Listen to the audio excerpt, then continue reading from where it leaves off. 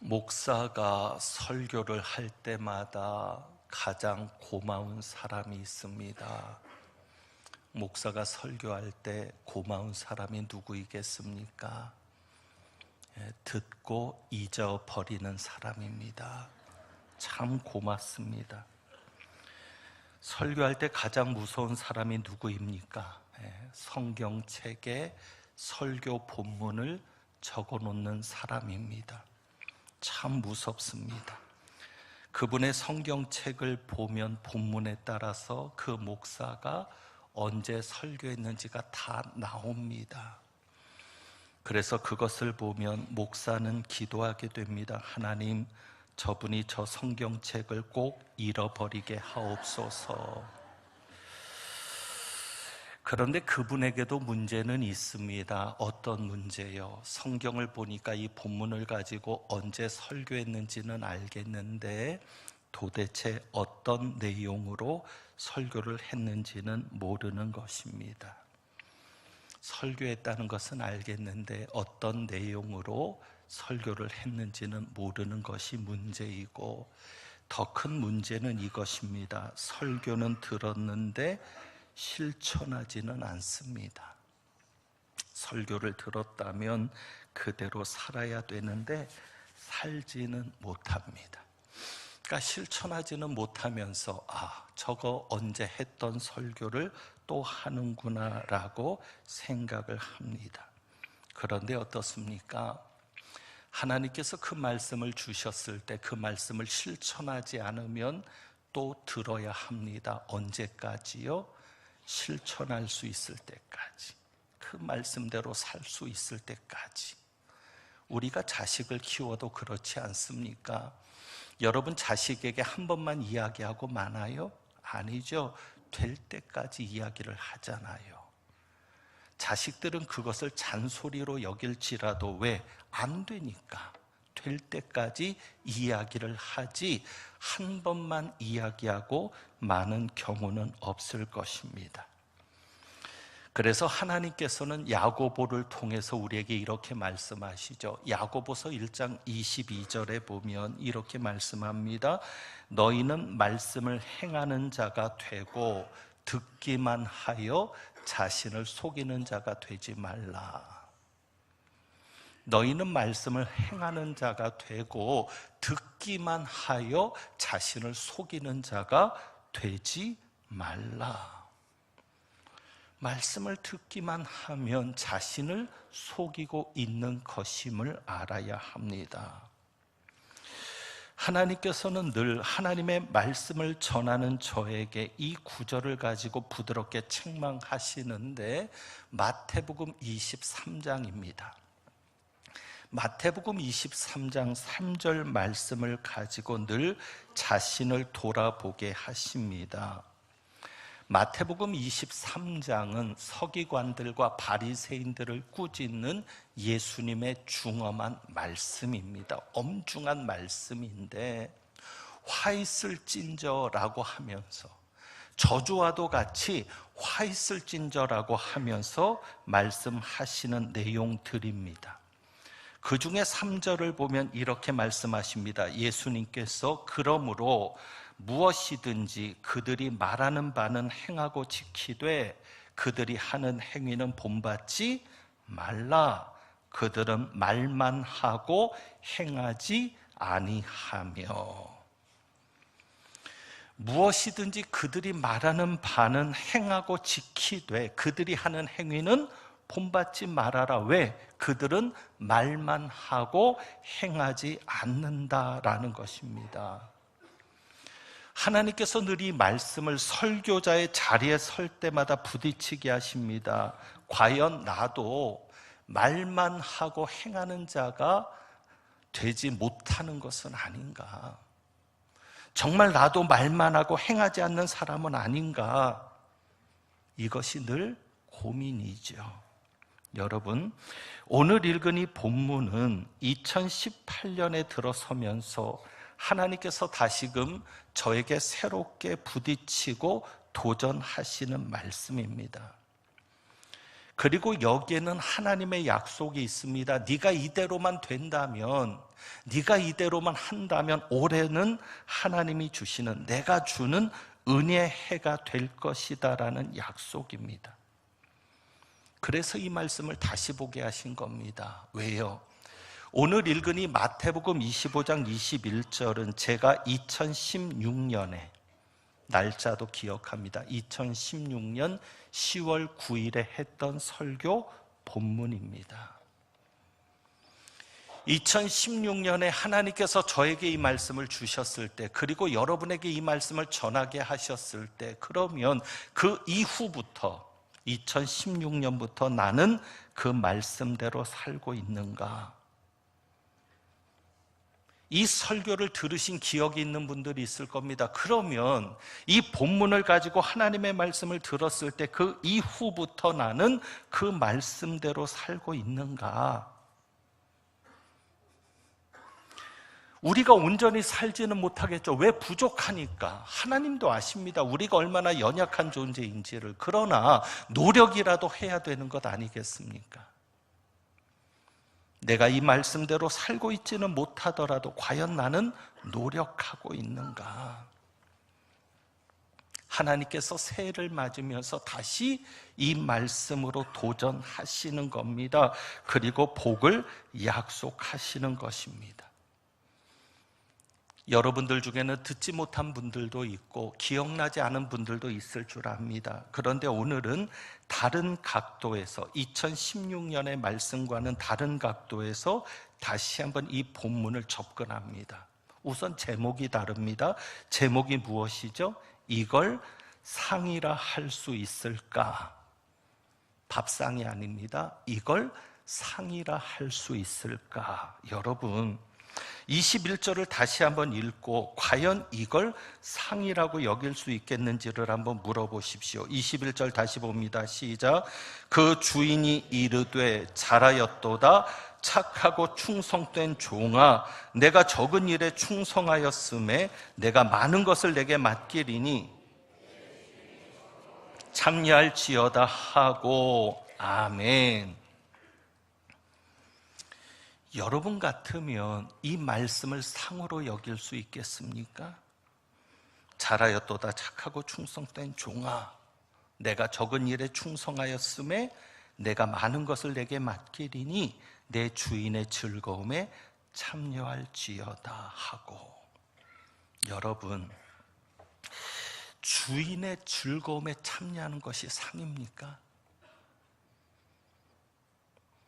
종에게 칭찬하면서 주시는 상이 뭐냐면 너의 주인의 즐거움에 참여하라는 것입니다.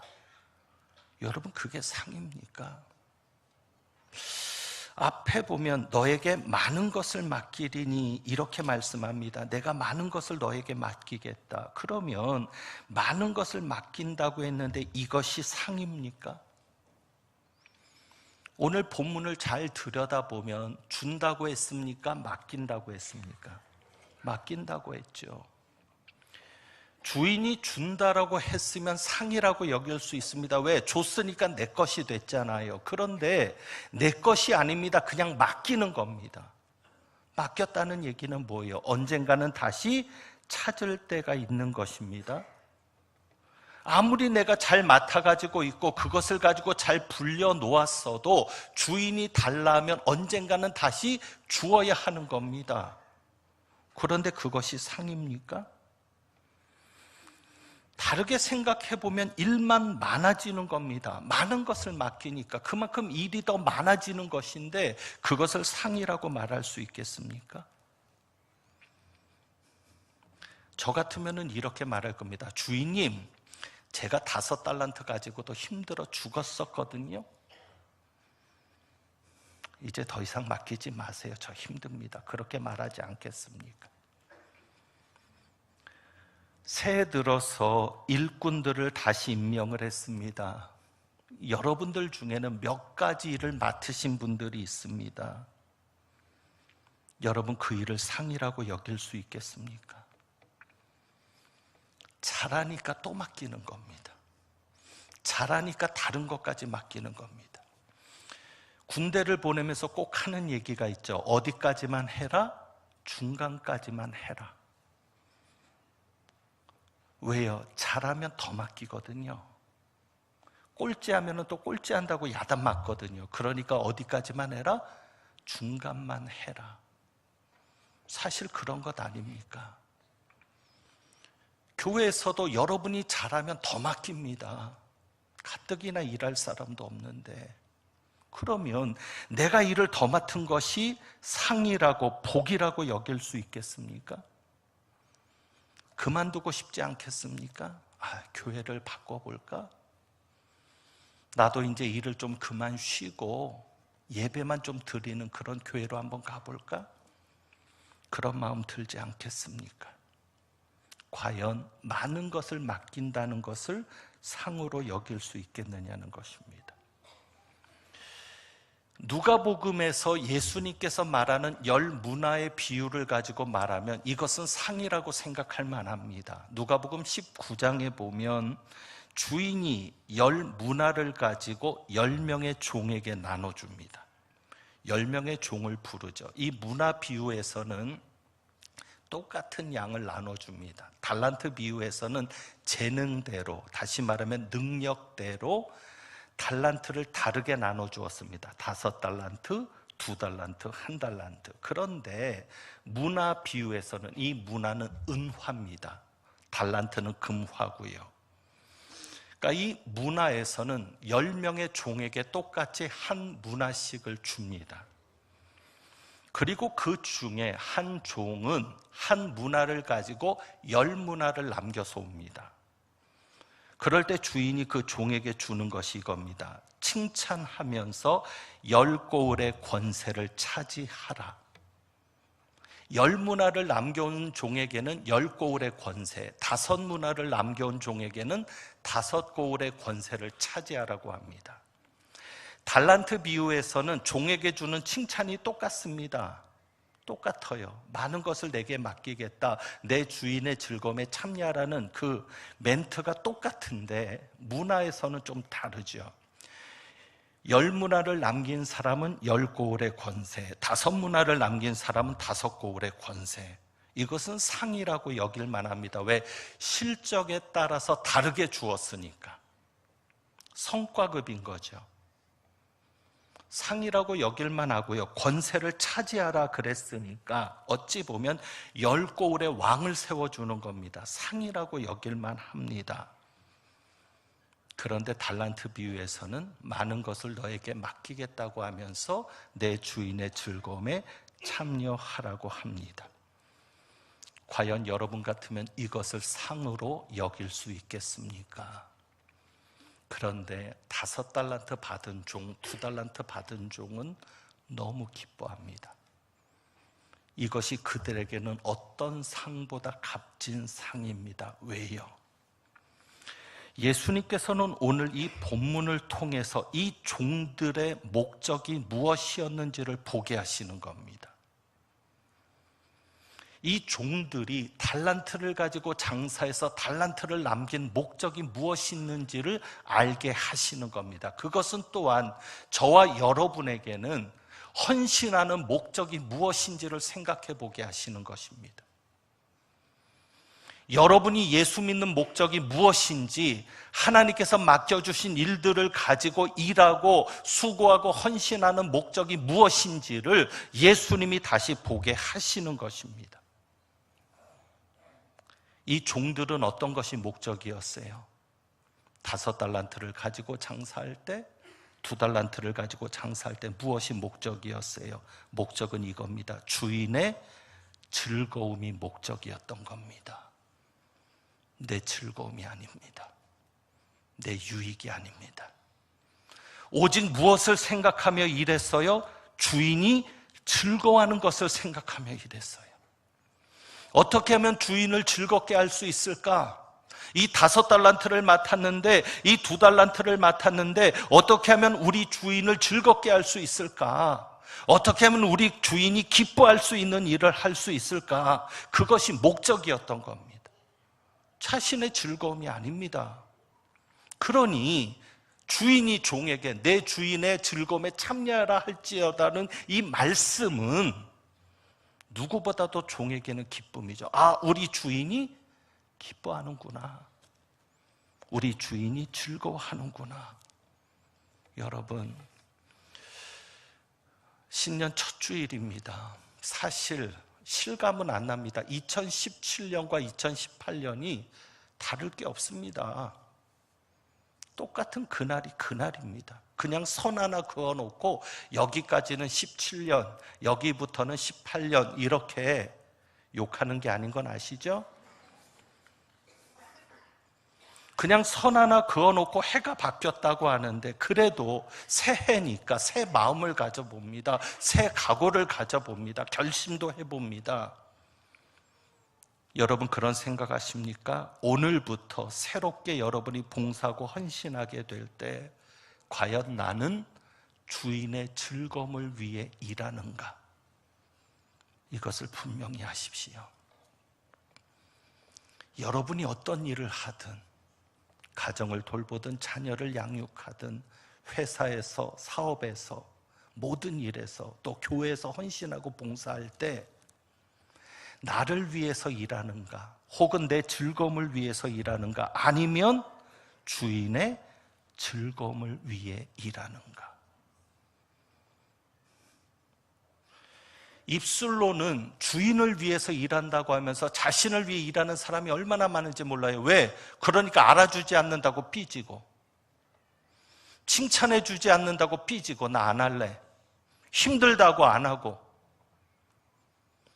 예수님이 그 십자가의 길을 가시면서 저주와 모욕도 받으셨는데 업신여긴다고 안 하고 창피하다고 안 하고 결국은 뭐예요? 주인의 즐거움을 위해서 한 겁니까? 내 즐거움을 위해서 한 겁니까? 내 즐거움이요. 올해는 좀 달리 해보자고요. 정말 주인을 위해서 하는 겁니다. 그러니까 이 종의 관심은 늘 무엇이었겠어요? 주인에게 있는 겁니다. 비록 우리는 이 한 장면만 보게 되지만 이 장면이 있기 전까지 주인과 종의 관계를 보면 그러지 않았겠습니까? 이 종들은 늘 주인의 관심을 생각하고 추구하며 살았어요. 주인의 관심. 그게 무슨 얘기예요? 우리 주인은 뭘 즐거워하시나? 우리 주인은 뭘 기뻐하시나? 우리 주인의 뜻이 무엇일까? 그것을 볼 수 있는 게 뭡니까? 25장 2절에 보시면 14절 15절 보시면 25장 14절 15절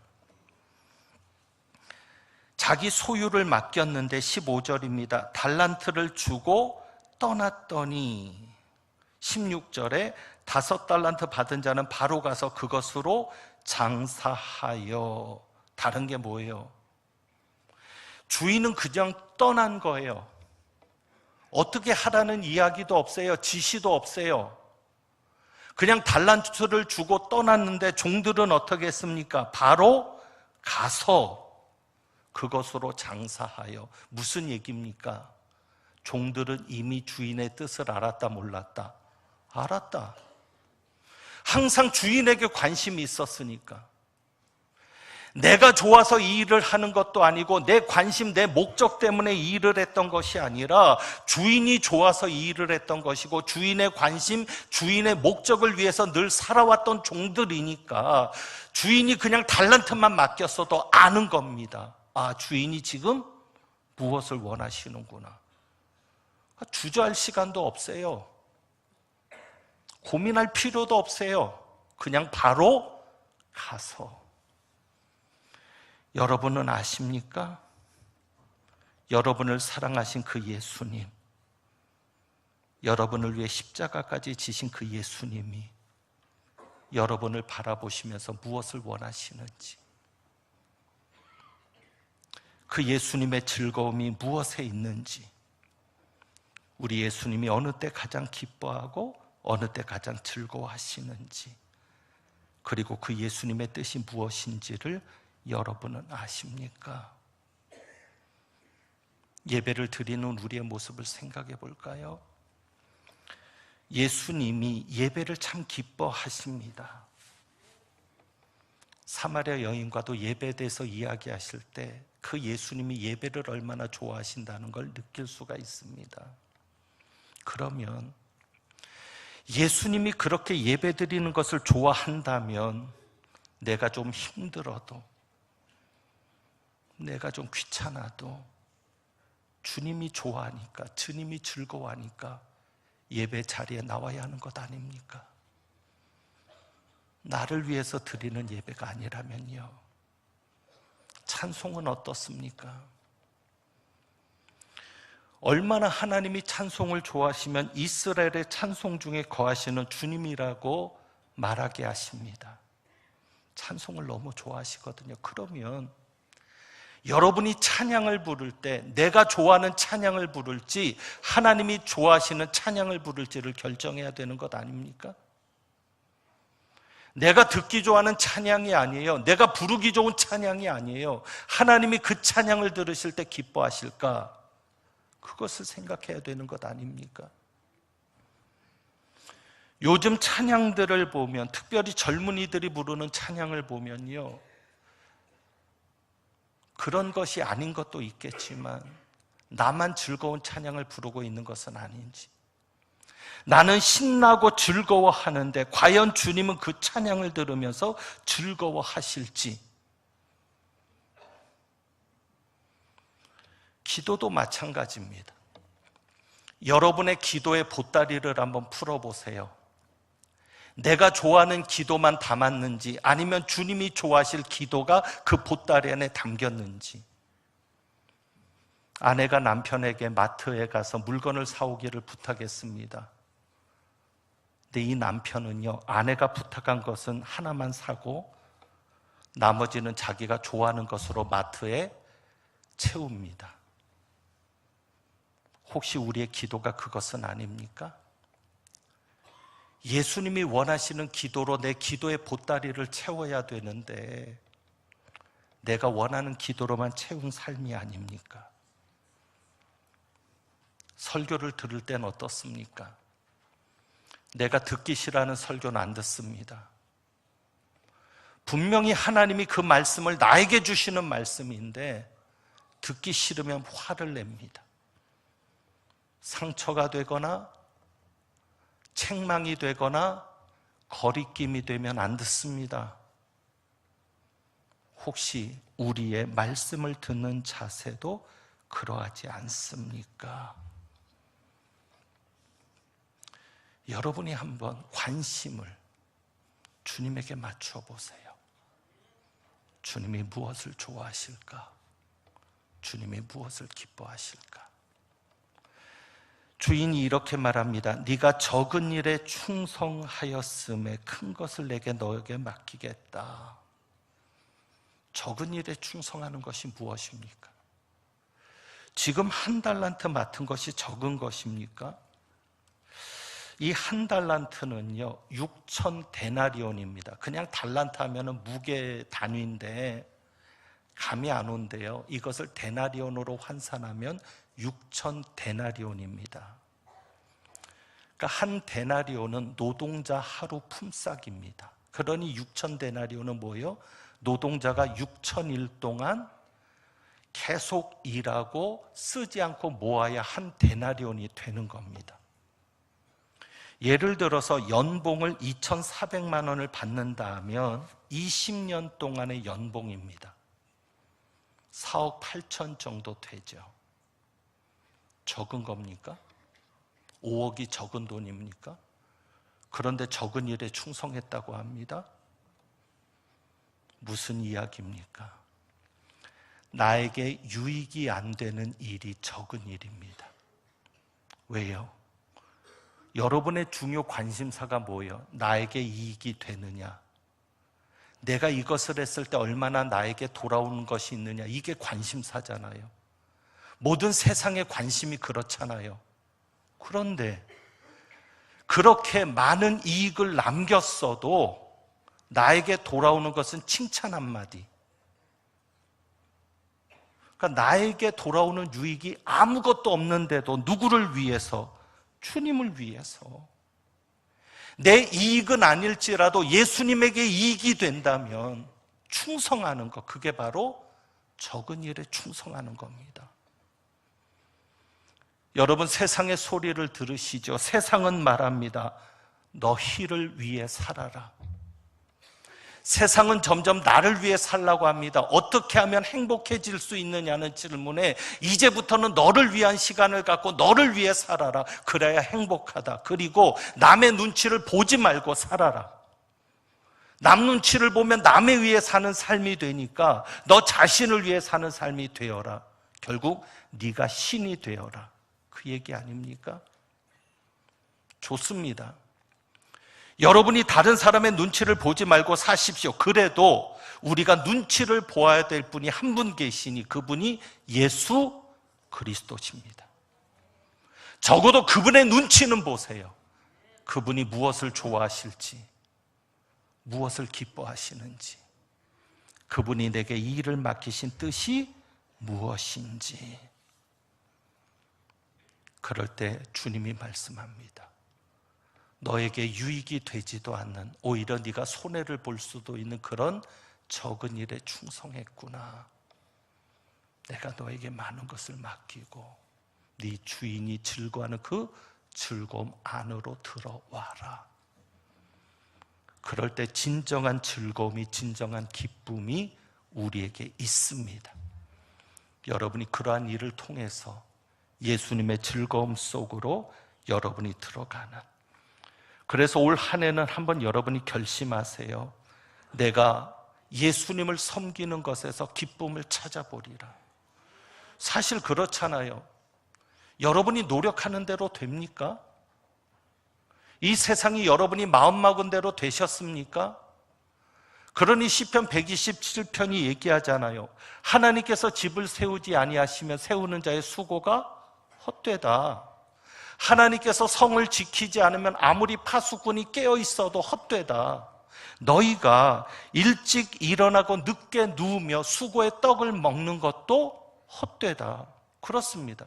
어차피 내가 노력해서 안 되는 것이라면 이런 노력을, 이제는 노력의 방향을 올해는 바꾸어 보는 겁니다. 무엇으로요? 내가 주님을 기쁘게 하기 위해서 노력하는 겁니다. 주님의 즐거움을 위해서 애쓰는 겁니다. 주님의 이익을 위해서 애쓰는 겁니다. 올해는 주님이 기뻐하시는 일이라면 주여 내가 하겠습니다.